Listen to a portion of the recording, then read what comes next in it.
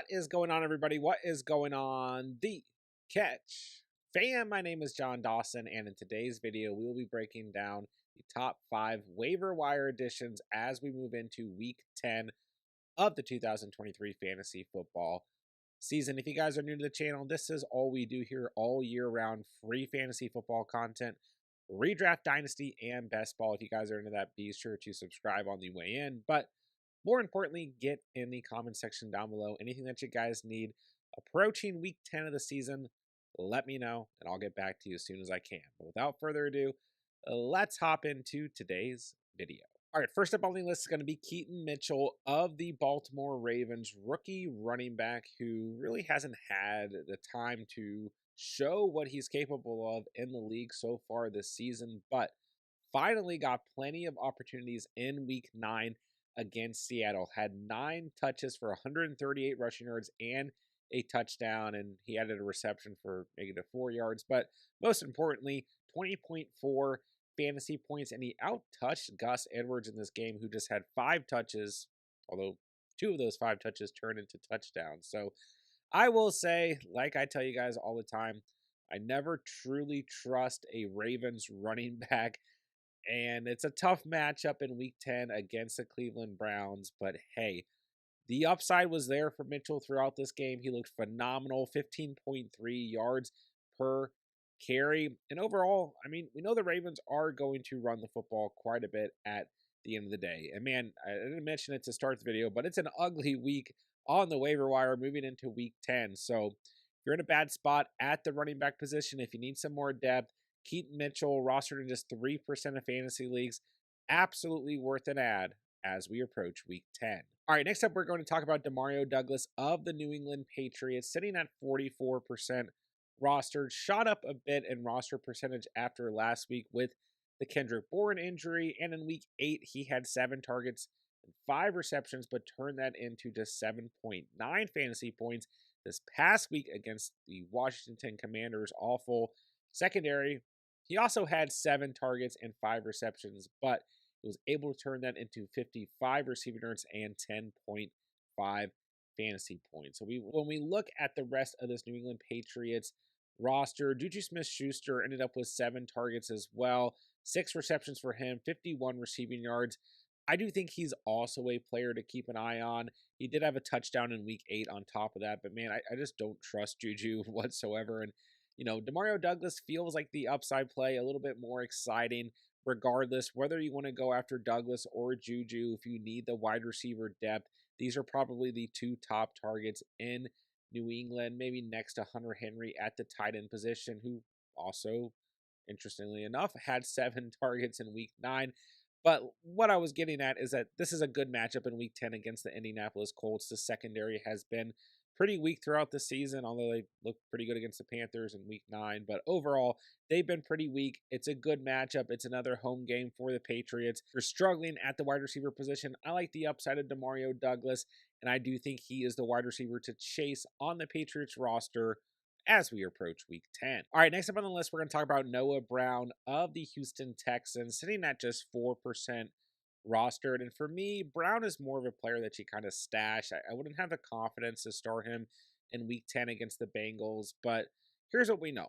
The Houston Texans want to throw the football a lot. They kind of had, a down week or two, but they came back to life in week 9. CJ Stroud, just an absolutely phenomenal performance, 51 fantasy points, threw the football 42 times for 470 passing yards and 5 passing touchdowns. Week 10 against the Bengals, I mean, we should see this team throw the ball quite a bit. And listen, there's plenty of receivers to go around between just Nico Collins and Tank Dell themselves. We know Dalton Schultz has been pretty productive at the tight end position, and Robert Woods did miss this past week, but I just think Noah Brown, coming off of this performance, 6 targets, 6 receptions, 153 receiving yards, and a touchdown, 27.3 fantasy points.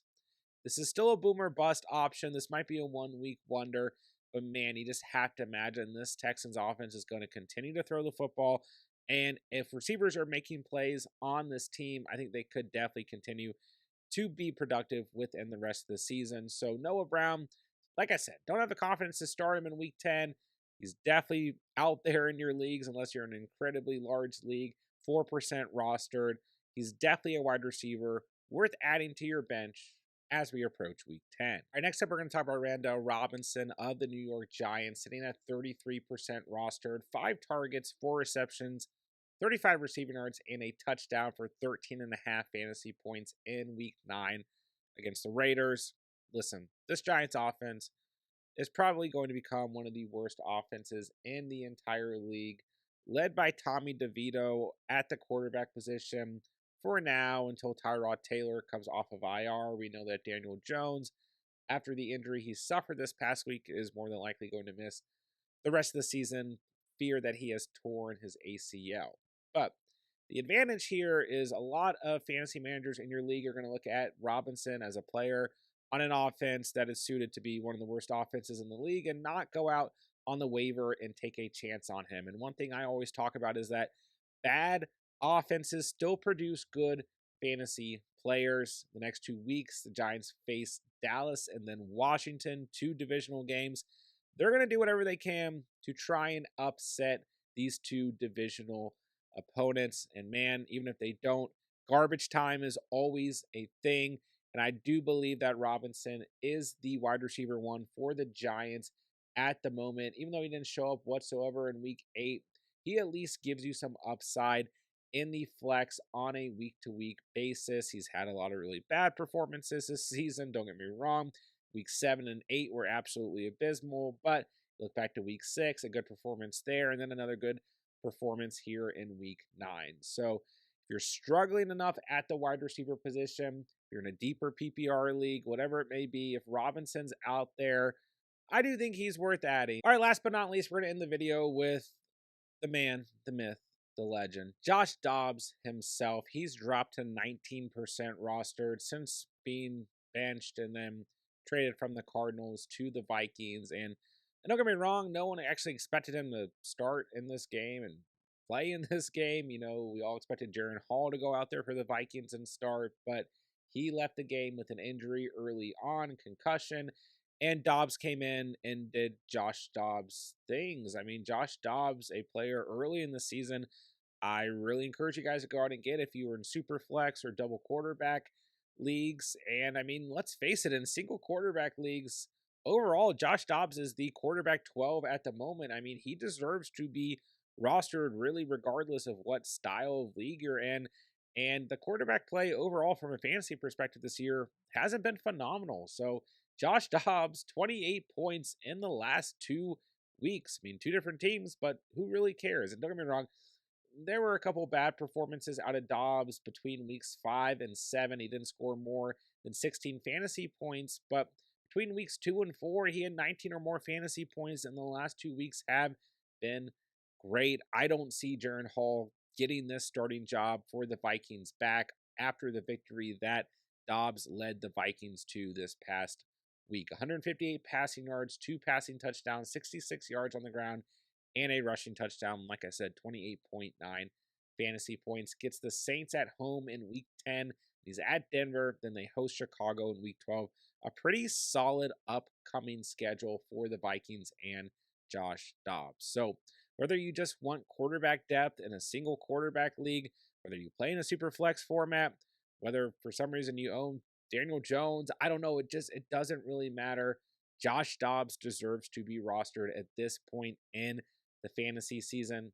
Like I said, he's dropped back down to 19% rostered. If he's available in your league, I say go add him on the waiver as we approach week 10. All right, very quickly, I do want to mention there are a couple tight ends that are probably worth adding if you are streaming the tight end position at this point in the season. But I think all these guys are very volatile week to week, and you kind of want to look on a weekly basis at who they're facing and what the matchups look like. But Luke Musgrave, 14.1 fantasy points in week 9, a touchdown for him, but very volatile so far on the season. Jonnu Smith had 21 fantasy points, kind of out of nowhere, 6 targets, 5 receptions, 100 receiving yards, and a touchdown, but the previous 2 weeks were really weak.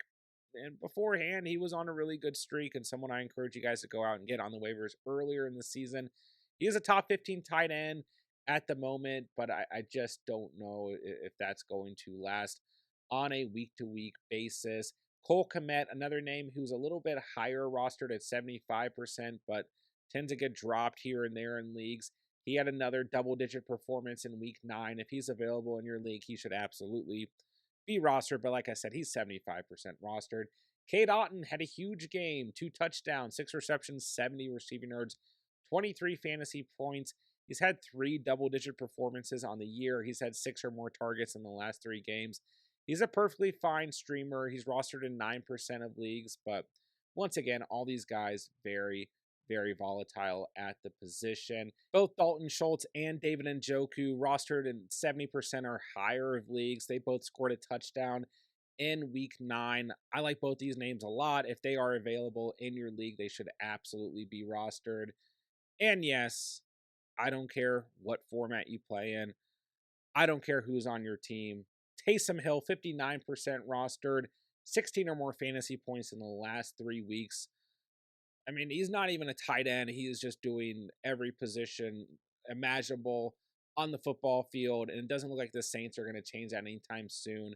If Hill is available in your league, he should absolutely be rostered as we approach week 10. And that'll do it for today's video. If you guys did enjoy the content today or find it helpful in any way, be sure to hit that subscribe button on the way out. This is all we do here all year round. Free fantasy football content, redraft, dynasty, and best ball.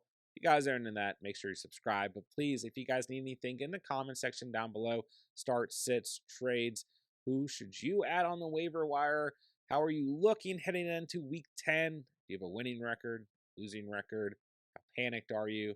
How non-panicked are you? Whatever it may be, let me know down below. I'll get back to you guys as soon as I can. With that, I will say thank you guys so much for watching and or listening. And remember, you saw it here on The Catch.